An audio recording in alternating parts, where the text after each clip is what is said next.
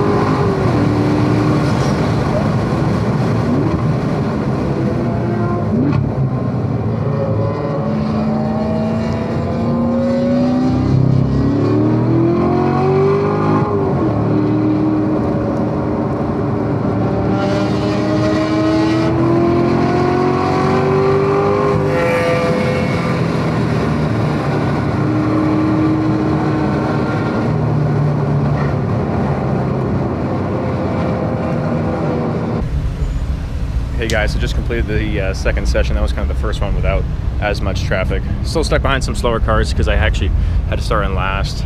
Forgot my long sleeve shirt, so they made me put that on. But car's going well. We're up in the 707 area code.